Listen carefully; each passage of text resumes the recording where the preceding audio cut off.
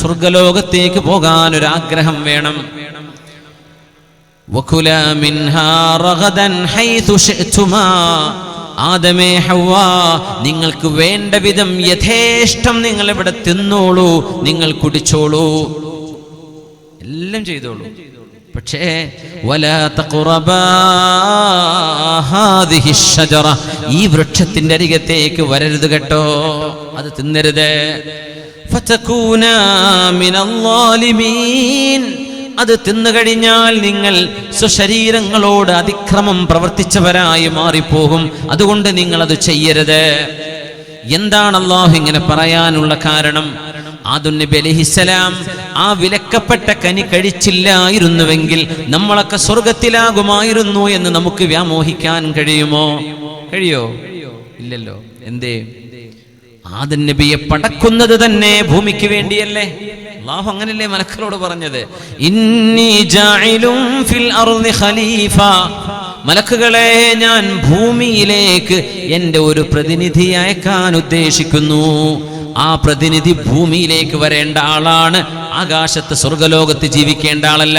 അപ്പൊ ആദം നബി ആ പഴം തിന്നാലില്ലെങ്കിലും ആദം നബി ഭൂമിയിലേക്കാണ് വരേണ്ടത്. അതതിനൊരു കാരണമാണ്.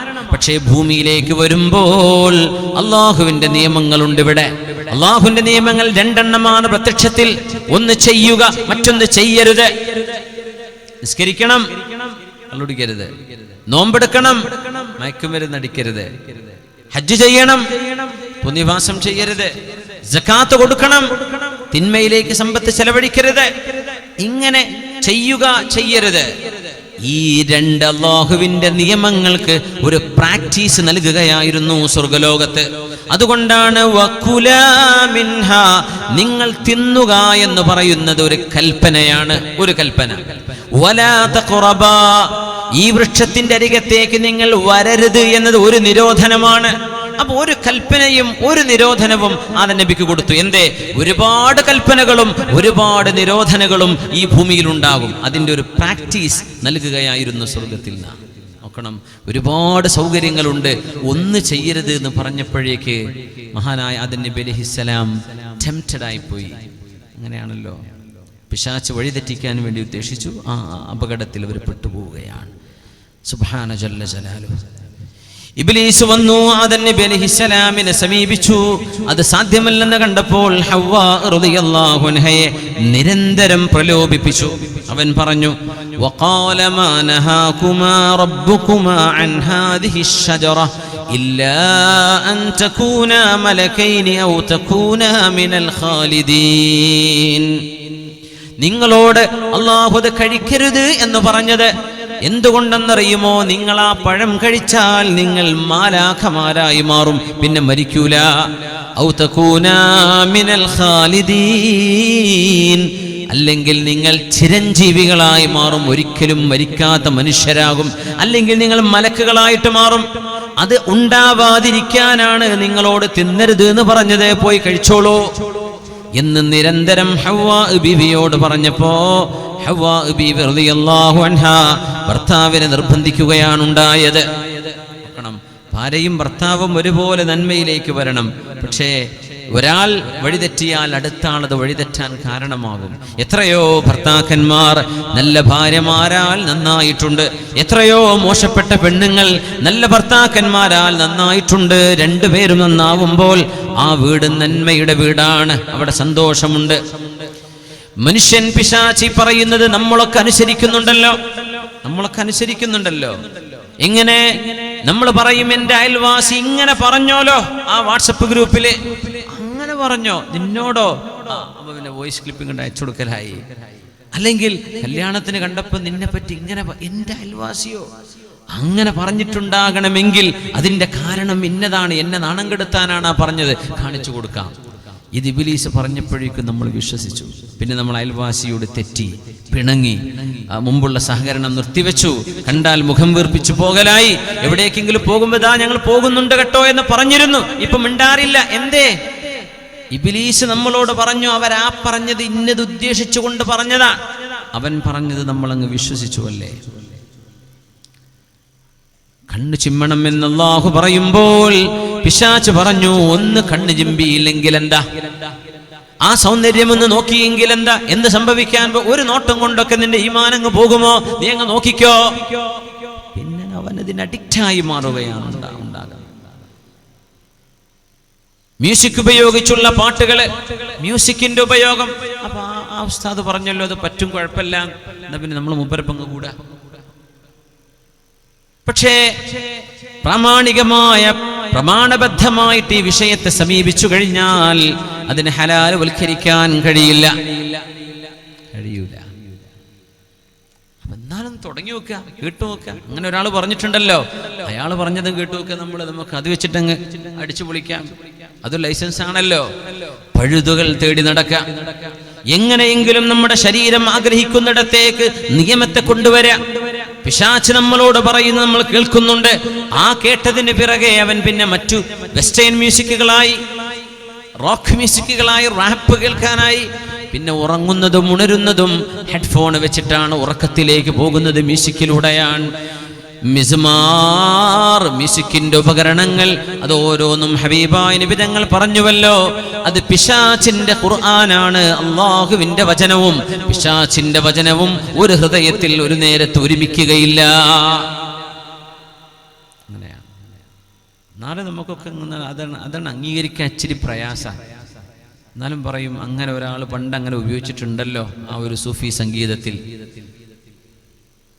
ദീനിന്റെ ദലീലുകൾ വെച്ച് നോക്കിയാൽ തെളിയിക്കാൻ കഴിയില്ല. നമ്മൾ പറയും ഇന്നത്തെ മ്യൂസിക് ഇൻസ്ട്രുമെന്റ് അന്നില്ലല്ലോ, ഇതിന് സമാനമായതൊക്കെ ഉണ്ട്. ഇന്നിവിടെ മുട്ടുന്നതിൻ്റെയൊക്കെ സമാനമായ സാധനങ്ങൾ അന്ന് അറബ് ലോകത്തല്ലെങ്കിൽ പേർഷ്യയിലും യൂറോപ്പിലും ഉണ്ടെന്ന്, റോമിലുണ്ട്. വാദ്യമേളങ്ങളുണ്ടെന്നവിടെ. ഇബ്നു മസ്ഊദ് റളിയല്ലാഹു അൻഹു എന്തു പറഞ്ഞു, എന്തേ അബ്ദുല്ലാഹ് ഇബ്നു ഉമർ എന്നൊരു വിഷയത്തെക്കുറിച്ച് പറഞ്ഞത്, എന്തേ സ്വഹാബിമാർ, ഇബ്നു അബ്ബാസ് റളിയല്ലാഹു അൻഹു എന്തു പറഞ്ഞു, മുഫസ്സിരീങ്ങൾ എന്തു പറഞ്ഞു, 4 മദ്ഹബിന്റെ ഇമാമിങ്ങൾ എന്തു പറഞ്ഞു, അതൊക്കെ മാറ്റി വെച്ചിട്ട് നമ്മൾ എവിടെയോ ഒരു വാൽ കഷ്ണം പിടിച്ചിട്ടാണ് കുഴപ്പമില്ല എന്ന് പറഞ്ഞു നടക്കുന്നത്. ആലോചിച്ചു നോക്കിക്കോളൂ. അവനവൻ ചെയ്യുന്നത് നന്മയോ തിന്മയോ, വലോ അഫ്താഖന്നാസു അഫ്തൗഖ്, എത്ര ഫത്വ കിട്ടിയാലും മനസ്സിന്റെ ഉള്ളിൽ ഒരു ചിന്ത വരും, ഞാൻ ചെയ്യുന്നത് ശരിയാണോ അല്ലയോ. നമ്മൾ അനുസരിക്കുന്നില്ലേ പിശാചിനെ. മഹാനായ ആദം നബി അലൈഹിസ്സലാമിന് വസ്വാസ് ഉണ്ടാക്കുന്നു. ആദം നബി അലൈഹിസ്സലാം ആ പഴം ഭക്ഷിച്ചു. അല്ലാഹുവിന്റെ നിയമം അവിടെ ലംഘിക്കപ്പെടുകയാണ്.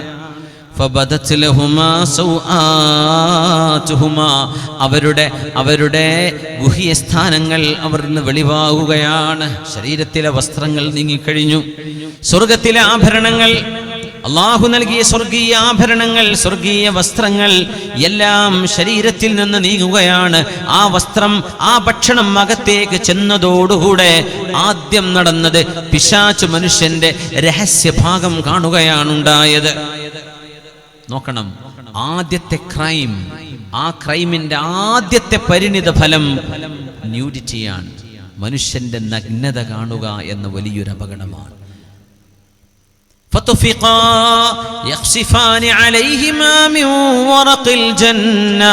ആദം നബി അലൈഹിസ്സലാമും ഹവ്വാ ബീവിയും സ്വർഗത്തിലെ വൃക്ഷങ്ങളുടെ ഇലകളെടുത്ത് നാണം മറക്കാൻ അവർ ഓടിച്ചെന്നു. മലക്കുകൾ കാണില്ലേ, ജിന്നുകൾ കാണില്ലേ, ശരീരത്തിലെ വസ്ത്രങ്ങൾ ഇല്ലാണ്ടായി പോയി. അതുകൊണ്ട് ഏറ്റവും വലിയ ഫിത്നയും ഏറ്റവും വലിയ പരീക്ഷണവും നഗ്നത കാണപ്പെടലാണ് എന്ന് പറഞ്ഞു മഹാനായ റസൂലുള്ളാഹി സ്വല്ലല്ലാഹു അലൈഹി വസല്ലം. സഹോദരിമാരുടെ വസ്ത്രവിധാനങ്ങൾ അവർ ശരിയാക്കി വെക്കണം. ശരിയായ വസ്ത്രവിധാനമില്ലാതെ അന്യപുരുഷന്മാരുടെ ഇടയിലൂടെ നടന്നു പോകുമ്പോൾ ഈ പിശാചിന്റെ വസ്വാസ് മനുഷ്യനെ പിടികൂടും. നമ്മളൊക്കെ മനുഷ്യരാണ്. ഒരു പെണ്ണിന്റെ ശരീരത്തോട് പുരുഷൻ എന്ന നിലയിൽ നൈസർഗികമായ പ്രകൃതിപരമായ ഒരു ഇൻക്ലിനേഷൻ, ഒരു സ്വാഭാവികമായ ഒരു ചാഞ്ചാട്ടം മനുഷ്യ ശരീരത്തിന് സ്വാഭാവികമാണ്. അത് നിയന്ത്രിക്കാനാണ് ശർഅ് വന്നത്. ആ നിയന്ത്രണത്തിനാണ് സ്വർഗം തരാമെന്ന് പറഞ്ഞത്. അതുകൊണ്ട് നബി തങ്ങൾ പറഞ്ഞു, പെണ്ണുങ്ങളെ നിങ്ങൾ അത്ര പുരട്ടി നിങ്ങൾ സുഗന്ധം പൂശിയിട്ട് അന്യ പുരുഷന്മാർക്കിടയിലൂടെ നടന്നാൽ ഫഹിയ കദാ വകദാ, അവളും വ്യഭിചാരം ചെയ്യുന്ന പെണ്ണും ഒരുപോലെ തന്നെ എന്ന് പരിശുദ്ധ റസൂൽ സ്വല്ലല്ലാഹു അലൈഹി വസല്ലം. നബിയുല്ലാഹി യൂസുഫ് അലൈഹിസ്സലാം ഒരു ടെംപ്റ്റേഷൻ അകപ്പെടുമ്പോ യൂസുഫ് നബി അലൈഹിസ്സലാം സുലൈഖ ബീവി മഹാനായ യൂസുഫ് നബി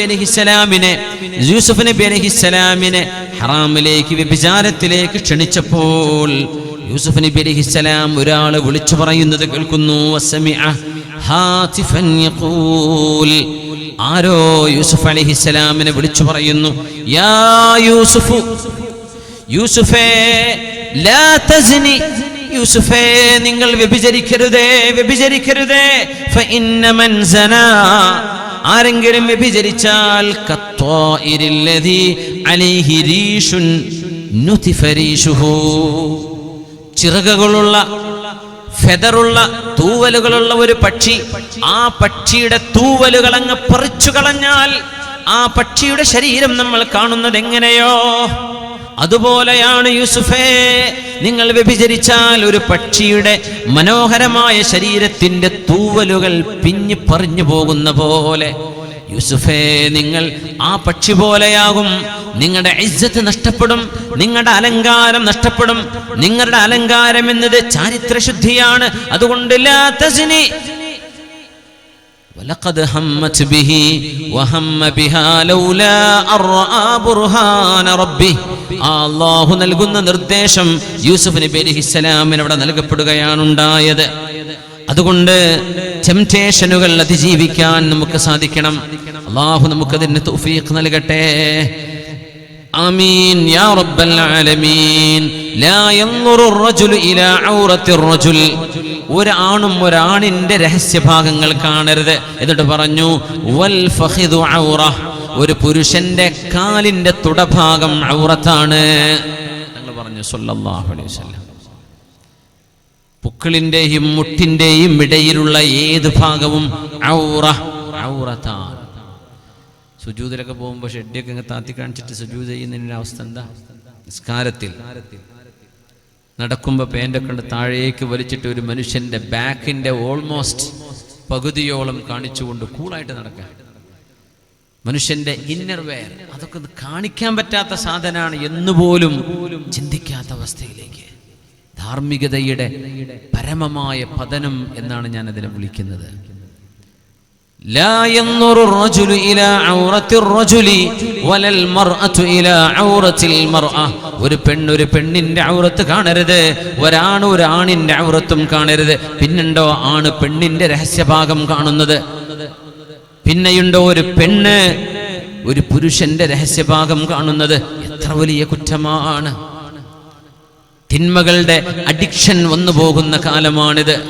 തിന്മകളിലേക്ക് നോക്കാതെ ചിത്രങ്ങളാവട്ടെ വീഡിയോസ് ആവട്ടെ അതിന് അടിമകളായി അടിമത്തം വന്ന പോലെ ഒരു തരത്തിൽ മൃഗീയമായ ആധിപത്യം പിശാച് നമ്മെ കൊണ്ടുവരും.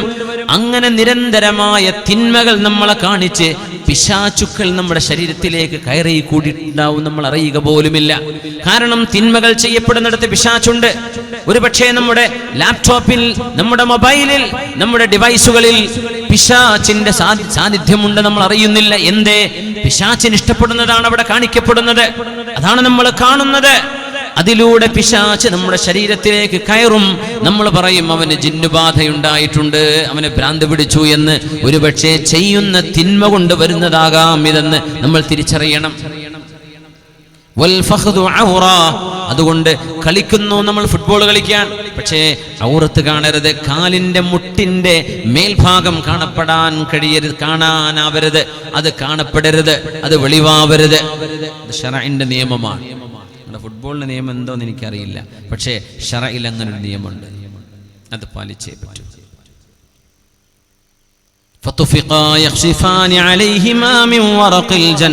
അല്ലാഹുവിന്റെ നിർദ്ദേശം വന്നു, ഇറങ്ങിക്കോളൂ ആദമേ, ഇറങ്ങിക്കോളൂ, സ്വർഗത്തിൽ നിന്ന് ഇറങ്ങിക്കോളൂ. ഒരു തെറ്റല്ലേ ചെയ്തിട്ടുള്ളൂ, മഹാന്മാർ പറയുന്നുണ്ട് ഹദീസുശ് ശഫാഅയിൽ റസൂലുള്ളാഹി സ്വല്ലല്ലാഹു അലൈഹി വസല്ലം തങ്ങളും സ്വഹാബിമാരും മദീനയിലൂടെ ഒരു തോട്ടത്തിൽ ഇരുന്ന് അവർ ഭക്ഷണം കഴിക്കുകയാണ്. ഉമർ ഇബ്നുൽ ഖത്താബ് റളിയല്ലാഹു അൻഹു ആണ് ആ ഹദീസിന്റെ വിവരണം നടത്തിയിട്ടുള്ളത്. തങ്ങൾക്ക് ഒരാട് ഭക്ഷിക്കാൻ കൊണ്ടുവന്നു. ആടിന്റെ കൈയിന്റെ ഭാഗം നബി തങ്ങൾക്ക് ഇഷ്ടമായിരുന്നു. കാന യുഅ്ജിബുൽ കതിഫ്, ആടിന്റെ കൈയിന്റെ ആ ഭാഗം തങ്ങൾക്ക് ഇഷ്ടമാണ്, അതിന്റെ മാംസം. തങ്ങളത് വായിലേക്ക് കടിച്ചു പിടിച്ചു. എന്നിട്ട് ഫഹദ്ദസനാ, നബി തങ്ങൾ ഞങ്ങൾക്ക് ഹദീസ് പറഞ്ഞു തന്നു. എന്താ പറഞ്ഞത്? അന സയ്യിദു വൽദി ആദമ വലാ ഫഖറ, ഞാൻ ആദം നബിയുടെ മക്കളിൽ വന്ന ആദം നബി എന്ന മനുഷ്യപിതാവിന്റെ മക്കളിൽ ജനിച്ച എല്ലാ മനുഷ്യരെക്കാളും അല്ലാഹു എന്നെ ശ്രേഷ്ഠനാക്കി വെച്ചിട്ടുണ്ട്. വലാ ഫഖറ, അത് ഞാൻ അഭിമാനം പറയുകയല്ല, അഹങ്കാരം പറയുകയല്ല. അല്ലാഹു എന്നെ ഉന്നത സ്ഥാനത്താണ് ഇരുത്തിയിട്ടുള്ളത്. അങ്ങനെ പറയാലോ, പള്ളിന്റെ പ്രസിഡന്റ്, ഞാൻ മഹല്ലിന്റെ പ്രസിഡന്റാണ് ആളാണ്, പിന്നെ അയാൾക്ക് പറഞ്ഞൂടെ? അത് അഹങ്കരിച്ചുകൊണ്ട് പറയരുത്. ആരാ പ്രസിഡന്റ്? ഞാനാണ് എന്ന് പറഞ്ഞു. എന്തേ? നിങ്ങൾ ആ സ്ഥാനത്തിരിക്കുന്നു. വലാ ഫഖറ, അഹങ്കരിച്ചു പറയരുത്. അന സയ്യിദു വൽദി ആദം, ഞാൻ ആദം നബിയുടെ മക്കളിൽ സയ്യിദാണ്. വലാ ഫഖറ, ഇത് ഞാൻ അഭിമാനം പറയുകയല്ല. അന അവ്വലു മൻ തൻഷഖു അൻഹുൽ അർദ്, ഭൂമി ആദ്യമായി പിളരുകയും ഭൂമിക്കുള്ളിൽ നിന്ന് വഅഖറജത്തിൽ അർദു അസ്ഖാലഹാ, മയ്യിത്തുകൾ ഓരോന്നോരോന്നായി മഹ്ശറായിലേക്ക് ഒരുമിച്ച് കൂട്ടപ്പെടുമ്പോൾ ഓരോരുത്തരും മരിച്ച ഇടങ്ങളിൽ നിന്ന് മഹ്ശറായിലേക്ക് എഴുന്നേൽക്കുമ്പോൾ ആദ്യമായി എഴുന്നേൽക്കുന്നതും ഞാനാണെന്ന് പരിശുദ്ധ റസൂൽ സ്വല്ലല്ലാഹു അലൈഹി വസല്ലം നമ്മുടെ നേതാവാണ്. ഇദാ സുൽസിലത്തിൽ അർദു സിൽസാലഹാ വഅഖറജത്തിൽ അർദു അസ്ഖാലഹാ വഖാലൽ ഇൻസാനു മാ ലഹാ യൗമഇദിൻ തുഹദ്ദിസു അഖ്ബാറഹാ വഅവ്വലു മൻ യുഫ്തഹു ലഹു ബാബുൽ ജന്നതി അന, സ്വർഗ്ഗത്തിന്റെ കവാടങ്ങൾ ആദ്യമായി തുറക്കപ്പെടുന്നതും എനിക്ക് വേണ്ടിയാണ്. ഞാനാണ് ആദ്യമായി സ്വർഗ്ഗത്തിലേക്ക് കടക്കുന്നത്. വഅവ്വലു ശാഫിഇൻ വമുശഫഇൻ, അല്ലാഹുവിനോട് ആദ്യമായി ശുപാർശ ചെയ്യുന്നവരും ശുപാർശ സ്വീകരിക്കപ്പെടുന്നതും എന്റേതാണ്. വലാ ഫഖ്റ, ഞാനിത് അഭിമാനം പറയുകയല്ല, യാഥാർത്ഥ്യം അങ്ങനെയാണെന്ന് പറഞ്ഞ് മഹ്ശറായുടെ ഒരു രംഗം നബി തങ്ങൾ വിവരിക്കുന്നുണ്ട്. നമുക്കൊരു പക്ഷേ കേട്ടു പരിചയമുള്ള ഹദീസാണിത്. മഹ്ശറയിൽ വിചാരണ തുടങ്ങാതെ അല്ലാഹു മനുഷ്യരെ നിർത്തും എത്രയോ ദിവസങ്ങൾ. അപ്പൊ കുഴപ്പമില്ലാന്ന് തോന്നുന്നുണ്ടോ? ഒരു ദിവസം അല്ലാഹുവിന്റെ അടുത്ത് ഇൻദ റബ്ബിക്, അങ്ങയുടെ രക്ഷിതാവായ അല്ലാഹുവിന്റെ അരികത്ത് നബിയെ ഒരു ദിവസം എന്ന് പറയുന്നത് 50,000 സന, 50,000 വർഷമാണ്. ഭൂമിയിലെ 50,000 വർഷം. 50,000. ഈസാ നബി ജനിച്ചിട്ട് ഇപ്പൊ 2019 കൊല്ലായിട്ടുള്ളൂ. 2019 അല്ലേ? 2020 ആവാൻ പോവാ. ഈസാ നബി ജനിച്ചിട്ട്, അതല്ലേ ഇപ്പൊ 2019 എന്ന് പറയണേ. 50,000 കൊല്ലം. അതിലേക്കൊരു 48,000 ഇനിയും ആഡ് ചെയ്യണം. 48,000. അപ്പോഴെല്ലാം 50 ആവുള്ളൂ. 2000 ആയിട്ടുള്ളൂ. 50,000 കൊല്ലമാകുമ്പോ അത് അല്ലാഹുവിന്റെ അടുത്ത് ഒരു ദിവസമാണ്. വിചാരണ തുടങ്ങാതെ അല്ലാഹു അങ്ങോട്ട് നിർത്തും. ആളുകൾ ദാഹിച്ചു, വിശന്ന്, തളർന്ന്, സൂര്യന്റെ താപമേറ്റ് വിയർപ്പിൽ കുളിച്ചിരിക്കാൻ. നമുക്ക് തന്നെ ഒരു വെയിറ്റിംഗ് വലിയൊരു പ്രയാസാണല്ലേ? കാത്തിരിക്കാൻ. അയാൾ പറയേണ്ട ആള് വന്നിട്ടില്ല, ഇപ്പൊ വരുമോ, ഇവിടെ എത്തിയിട്ടുണ്ടാവും. നമ്മങ്ങനെ അതിഥി വരും, ഒരു ഗസ്റ്റ് വരും, വഴിയിൽ കാത്തിരിക്കാൻ. നേരം വൈകിയാൽ നമ്മൾ അക്ഷമരാകും. 50,000 വർഷം ദൈർഘ്യമുള്ള മഹ്ശറയിൽ മനുഷ്യര് ദിവസങ്ങളോളം വിചാരണയില്ലാതെ കാത്തിരിക്കുമ്പോൾ അവർ തീരുമാനിക്കും, അല്ലാഹുവിനോട് ചെന്നൊന്ന് പരാതി പറയണം, അല്ലാഹുവിനോടെന്ന് പറഞ്ഞ് ഒരു നിവേദനം നൽകണം.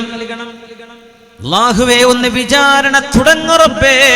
നരകമാണെങ്കിൽ നരകം, സ്വർഗമാണെങ്കിൽ സ്വർഗം, ഞങ്ങൾക്ക് വിചാരണ വേണം. ഇതാ പറയാൻ പോണത്, ഇതാണ് പറയാൻ പോകുന്നത്. ആദം നബി അലൈഹിസ്സലാമിന്റെ അരികത്ത് പോയാലോ? നമുക്ക് അല്ലാഹുവിനോട് പറഞ്ഞാൽ പോരെ? അല്ലാഹുവിലേക്ക് വസീലകളാകട്ടെ. അംബിയാഇനെ ചൊല്ലി പോകാം, അംബിയാക്കന്മാരുണ്ടല്ലോ. നമ്മുടെ വാപ്പയുടെ അടുത്തേക്ക് പോകാം, ആദം നബി അലൈഹിസ്സലാം. ഹദീഥു ശഫാഅ, വളരെ പ്രശസ്തമായ സ്വഹീഹായ ഹദീഥാണിത്. ആദം നബി അലൈഹിസ്സലാമിന്റെ അരികത്ത് ചെല്ലുമ്പോൾ നബിയുനാ ആദം അലൈഹിസ്സലാം പറയും, മക്കളെ, ഇന്നല്ലാഹ ലം യഗ്ളബ് ഗളബൻ ലാ ഖബ്ലഹാ വലാ ബഅദഹ, ഈ സംഭവത്തിന് മുമ്പോ ശേഷമോ ഇതുപോലെ ഒരു ദേഷ്യം അല്ലാഹു ദേഷ്യപ്പെട്ടിട്ടില്ല. അല്ലാഹു വലിയ ദേഷ്യത്തിലാണ്. അല്ലാഹുവിനോട് സംസാരിക്കാൻ എന്നെ കൊണ്ട് കഴിയില്ല. ഞാൻ ഒരു തെറ്റ് ചെയ്തിട്ടുണ്ട്, ആ പഴം കഴിച്ചത്. അതിന്റെ പേരിൽ ഞാൻ അല്ലാഹുവിനോട് എന്ത് പറയുമെന്ന പേടിയിലാണ്. അതുകൊണ്ട് ഇദ്ഹബു ഇലാ ഗൈരി, നിങ്ങൾ മറ്റൊരാളിലേക്ക് പോയിക്കോളൂ. ഇലാ നൂഹ് അലൈഹിസ്സലാം. എന്താണ് ഈ പറയുന്നത്? ആദം നബി അലൈഹിസ്സലാം 1000 വർഷം ജീവിച്ച നബിയാണ്. എത്ര വർഷം? 1000 വർഷം. ഹദീസിലുണ്ട് 1000 വർഷത്തിൽ ചെയ്തത് ഒരു തെറ്റ്.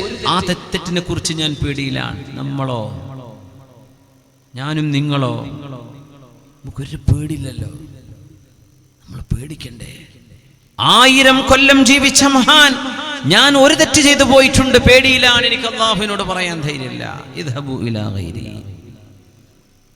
അതാണ് നമ്മൾ ചിന്തിക്കേണ്ടത്. ഈ ഹദീത്തിന്റെ അത്ഭുതം അതാണ്. ഒരു തെറ്റാണ് ആ പറയുന്നത്. 1000 വർഷത്തിൽ, ഒരു വർഷത്തിൽ ഒരു തെറ്റെങ്കിൽ 1000 തെറ്റ് കാണും. ഇല്ല, 1000 വർഷത്തിൽ ഒരു തെറ്റ്. ആദം നബി അലൈഹിസ്സലാം പറയും. നൂഹ് നബി അലൈഹിസ്സലാമിന്റെ അരികത്ത് ചെല്ലും. നൂഹ് നബിയേ, നിങ്ങൾ അല്ലാഹുവിന്റെ നബിമാരിൽ 950 വർഷം പ്രബോധനം ചെയ്ത, പ്രഭാഷണം ചെയ്ത, ദഅവത്ത് ചെയ്ത ആളല്ലേ? 950 കൊല്ലം നിങ്ങൾക്ക് വേണ്ടി അല്ലാഹു മഹാപ്രളയമുണ്ടാക്കി തന്നില്ലേ? അല്ലാഹു നിങ്ങളെ രക്ഷപ്പെടുത്തിയില്ലേ? നിങ്ങൾ അവ്വലു റസൂൽ, ആദ്യത്തെ റസൂലല്ലേ?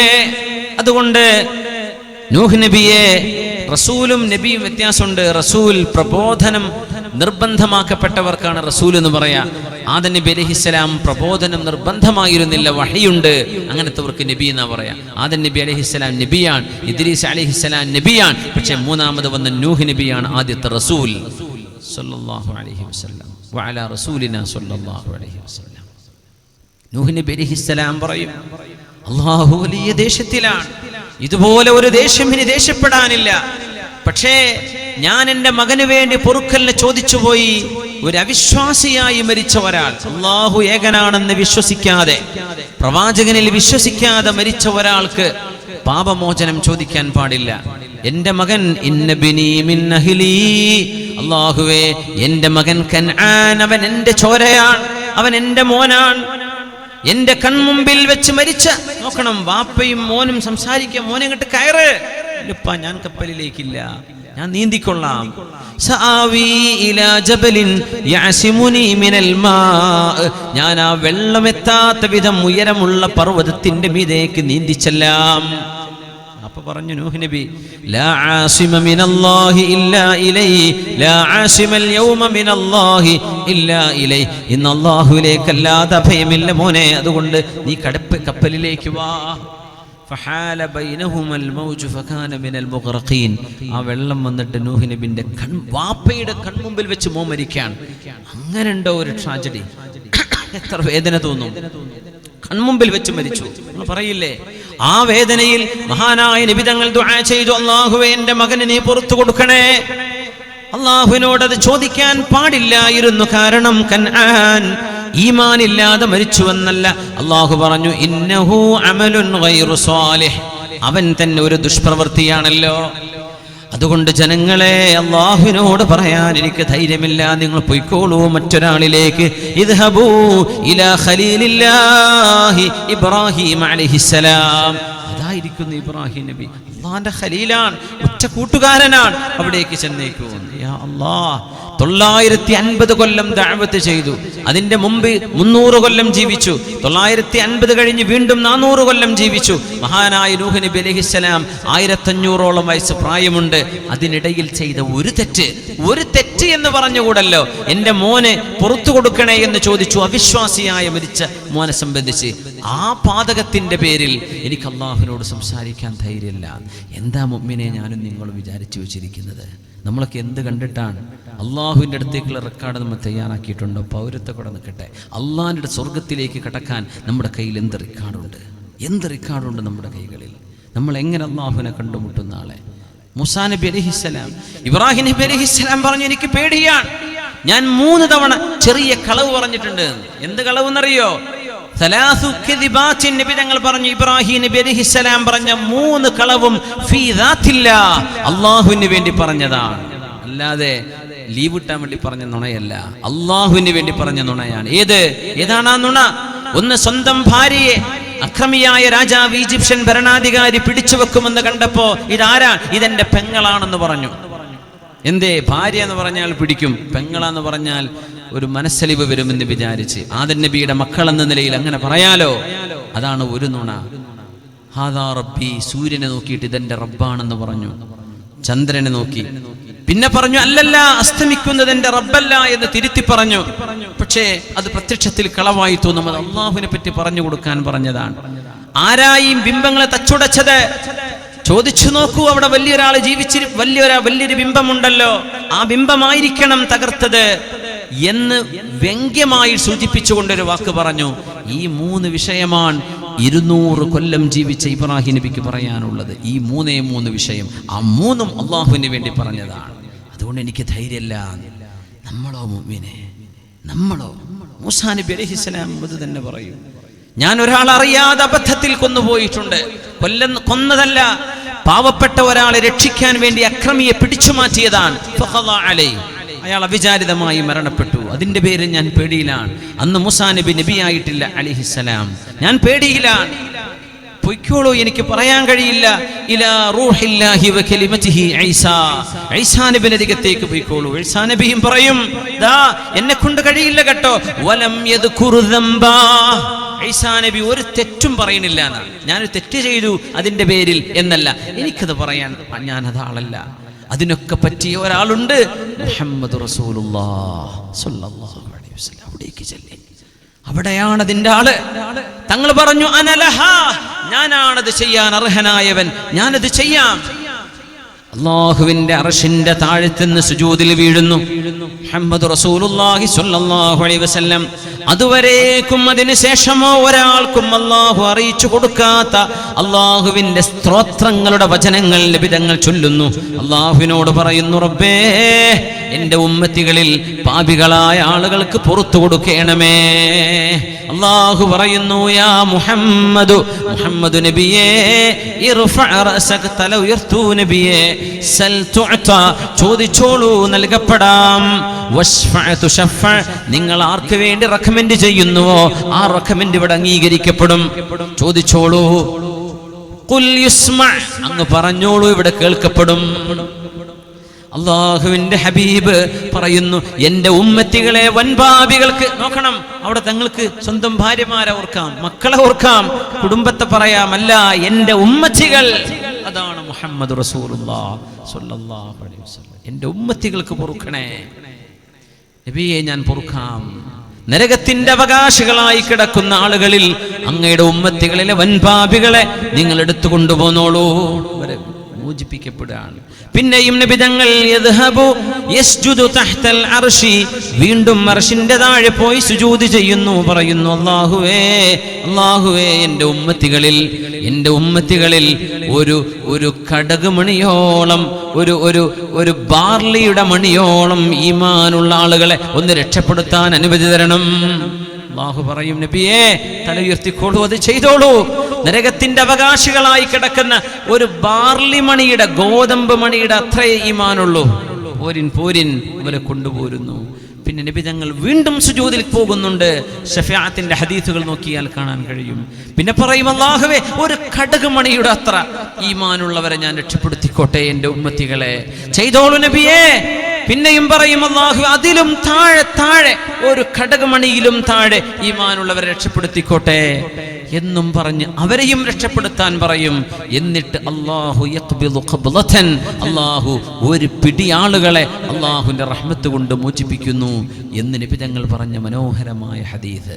ഈ പറഞ്ഞതിൽ ബഹുഭൂരിഭാഗം ഉലുൽ അസ്മിൽപ്പെട്ട നബിമാരാണ്. ആരാണ് ഉലുൽ അസ്ം?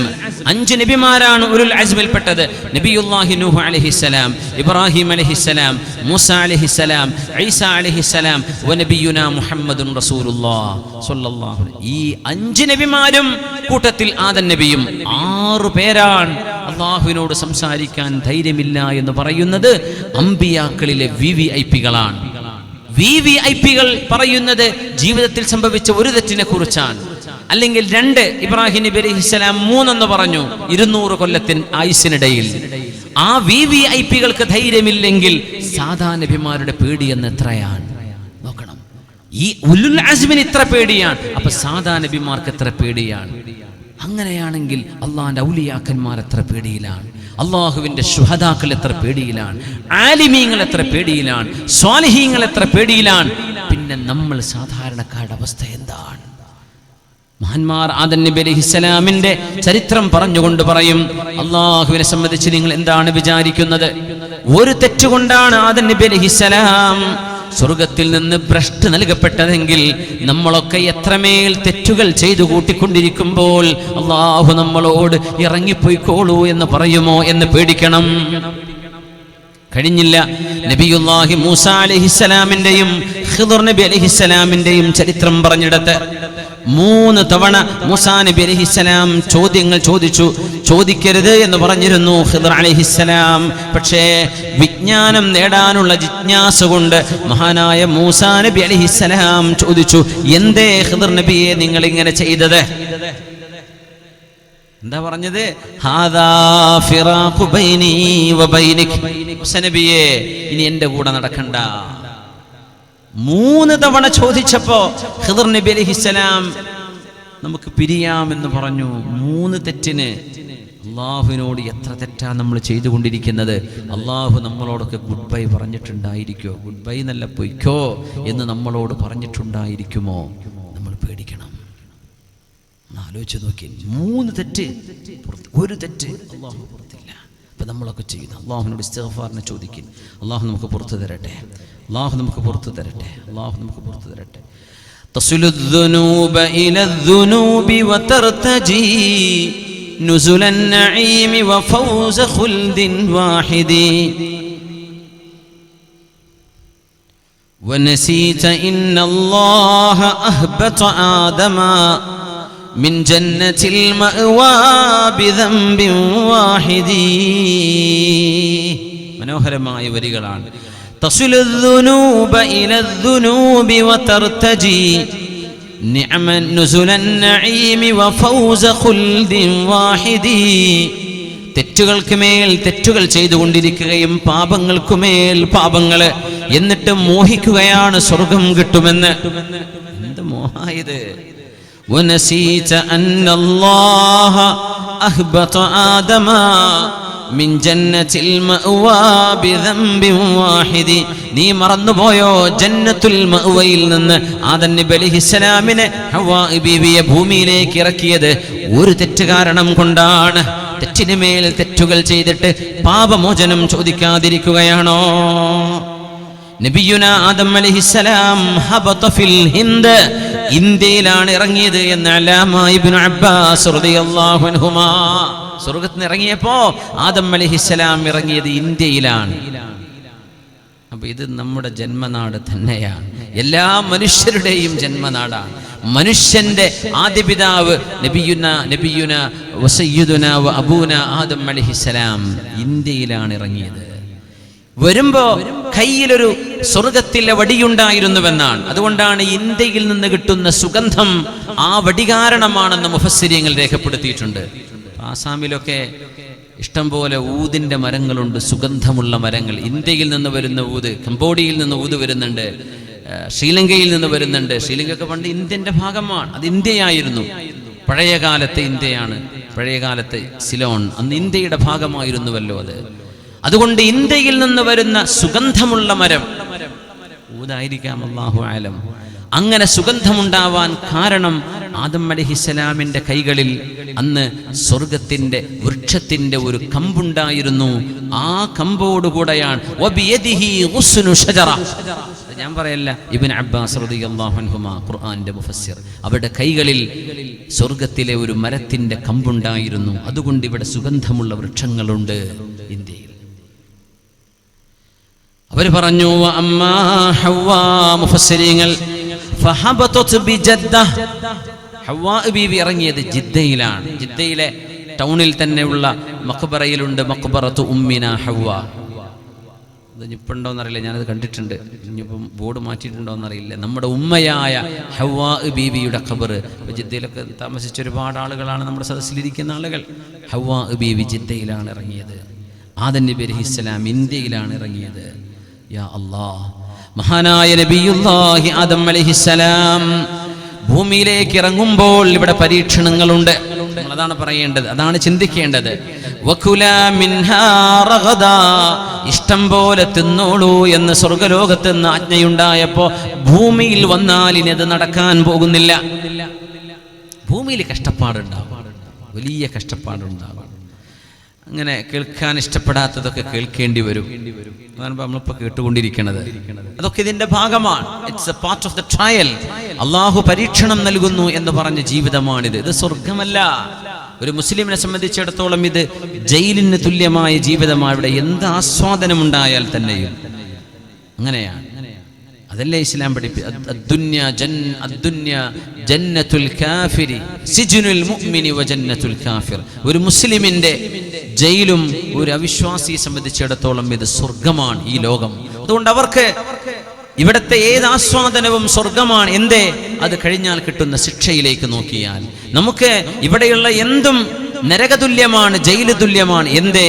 ഇതിന് വരാൻ പോകുന്ന സ്വർഗീയ അനുഗ്രഹങ്ങൾ ഇതിലും വലുതാണ്. നന്നായി ജീവിക്കുന്ന ഒരാളെ സംബന്ധിച്ചിടത്തോളം പേര് മാത്രമല്ല, സെൻസസിൽ മുസ്ലിമായാൽ പോരാ എന്നർത്ഥം. അള്ളാഹു നമ്മെ സ്വാലിഹീങ്ങളിൽ പെടുത്തി തരട്ടെ. അതുകൊണ്ട് ഇവിടെ പരീക്ഷണമുണ്ട്, അധ്വാനിക്കണം. ആദം നബി അലൈഹിസ്സലാമിനോട് കൃഷി ഇറക്കാൻ പറഞ്ഞിട്ടുണ്ട്. അങ്ങനെ ഭൂമിയിൽ സന്തോഷത്തിന്റെ നാളുകൾ വളരെ കുറവാണ്. സ്വർഗലോകത്തിന്റെ ആനന്ദപൂർണമായ ജീവിതങ്ങളിൽ നിന്ന് കഷ്ടപ്പാടിന്റെ ഒരു ലോകത്തേക്കാണ്, അധ്വാനത്തിന്റെ ലോകത്തേക്കാണ് ആദം നബി അലൈഹിസ്സലാം വരുന്നത്. അതുകൊണ്ട് ഈ ലോകത്ത് സങ്കടം കൂടുതലാണ്, സന്തോഷം കുറവാണ്. അങ്ങനെയാണല്ലോ. ഒരു കല്യാണമാണെങ്കിൽ തന്നെ അതിൻ്റെ 2-3 ദിവസം അതുവരെ ടെൻഷനാണ്. കല്യാണത്തിൻ്റെ തലേന്ന് ഒരു റാഹത്ത് തോന്നും, കല്യാണത്തിൻ്റെ അന്ന് ചിരിച്ച് ചിരിച്ച് ചിരിച്ച് ചിരിച്ച് മനുഷ്യൻ്റെ മുഖവും ചെന്നിയൊക്കെ വേദന വരും. അങ്ങനെ പിറ്റേ ദിവസം മുതൽ ടെൻഷനായി. എന്താ ഇപ്പം നമ്മൾ മോളെ അവസ്ഥ എന്താണ്, അവിടെ എന്താണ്, അമ്മായിമ്മ ഇപ്പം എങ്ങനെയായിരിക്കും, അമ്മായിമ്മ നമ്മളെ മോളെ കൊണ്ട് മൂക്കൊണ്ട് ക്ഷാവരിപ്പിക്കുന്ന ജാതിയാണോ, എന്തായിരിക്കും ആ വീട്ടിൽ നമ്മുടെ മോൾക്ക്, അമ്മാക്കും വാപ്പാക്കും ടെൻഷനായി തുടങ്ങി. അവിടുന്ന് അങ്ങോട്ട് പിന്നെ ഓരോ ഫംഗ്ഷൻ വരുമ്പോഴും ടെൻഷനുണ്ട്. കുറഞ്ഞ നേരത്തെ സന്തോഷം ജീവിതത്തിൽ അത്രയേ ഉള്ളൂ. ഹിഷാം ഇബ്നു അബ്ദുൽ മലിക്കിന്റെ രസകരമായൊരു സംഭവമുണ്ട്. നമ്മുടെ സമയം ഇൻഷാ അല്ലാഹ് നമ്മൾ 10:15 തുടങ്ങിയത്, 12:15 2 മണിക്കൂറാവും. അപ്പോൾ എന്തായാലും 12:30 ഇൻഷാ അല്ലാഹ് ഞാൻ അവസാനിപ്പിക്കുകയാണ്. ഹിഷാം ഇബ്നു അബ്ദുൽ മലിക് അദ്ദേഹം മന്ത്രിമാരെ വിളിച്ചു കൂട്ടുകയാണ്. ഹിഷാം ഭരണാധികാരിയാണ്.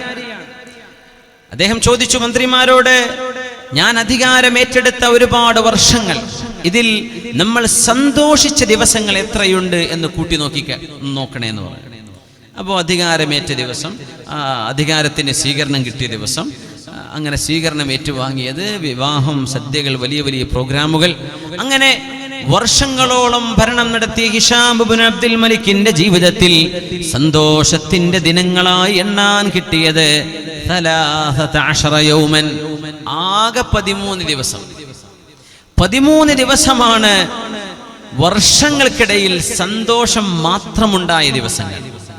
സന്തോഷം അതിൻ്റെ ഇടയ്ക്ക് വേറെ എന്തെങ്കിലും ടെൻഷൻ വരും. അപ്പൊ അതൊക്കെ ഒഴിവാക്കിയിട്ട് സന്തോഷം മാത്രമുള്ള ദിവസങ്ങൾ കണക്ക് കൂട്ടിയപ്പോൾ എത്ര എണ്ണം കിട്ടി? 13. അപ്പൊ ഹിഷാം ഇബ്നു അബ്ദുൽ മലിക് പറഞ്ഞു, എന്നാലേ ഇന്ന് ഞാനൊന്ന് സമാധാനിച്ചിരിക്കട്ടെ. ഈ 13-ൽ ഒരു ദിവസം കൂടെ ചേർത്തതൊരു 14 പറ്റുമോ എന്ന് ഞാൻ നോക്കട്ടെ. അതുകൊണ്ട് അദ്ദേഹം പറഞ്ഞു, ഇൻഷാ അല്ലാഹ് ഞാൻ നാളെ എന്നല്ല, നാളെ എന്ന് കൂട്ടി നോക്കി, നാളത്തെ ദിവസം ഞാൻ ഒറ്റയ്ക്ക് എൻ്റെ ഗാർഡനിൽ ഇരിക്കാൻ പോവാണ്. അതുകൊണ്ട് ആരും ഒരാൾക്കും നാളെ അപ്പോയിന്റ്മെന്റ് കൊടുക്കരുത്. ആരും എന്നെ വിളിച്ചാൽ ഒരാവശ്യവും നാളെ എന്നോട് പറയരുത്. ഒരു ടെൻഷനുള്ള കാര്യവും എൻ്റെ ചെവിയിൽ വന്ന് പറയുകയും ചെയ്യരുത്. ഒരു ദിവസം പൂർണ്ണമായും സന്തോഷിച്ചിരിക്കാനാണ് ഞാൻ ഇഷ്ടപ്പെടുന്നത്. അതുകൊണ്ട് ആരും ഡിസ്റ്റർബ് ചെയ്യരുത്. നാളെ എൻ്റെ സന്തോഷത്തിന്റെ ദിവസമാണ്. ഈ 13-ലേക്ക് ഒന്നും കൂടെ ചേർത്ത് 14. മന്ത്രിമാരൊക്കെ തയ്യാറ് ചെയ്തു, പാറാവുകാരും ബോഡി ഗാർഡുകളുമൊക്കെ വിഷയം ഏറ്റെടുത്തു. അങ്ങനെ അദ്ദേഹത്തിൻ്റെ സ്വസ്ഥമായ തൻ്റെ ഗാർഡനിൽ ഹിഷാം ഇബ്നു അബ്ദുൽ മലിക് വിശ്രമിക്കുകയാണ്.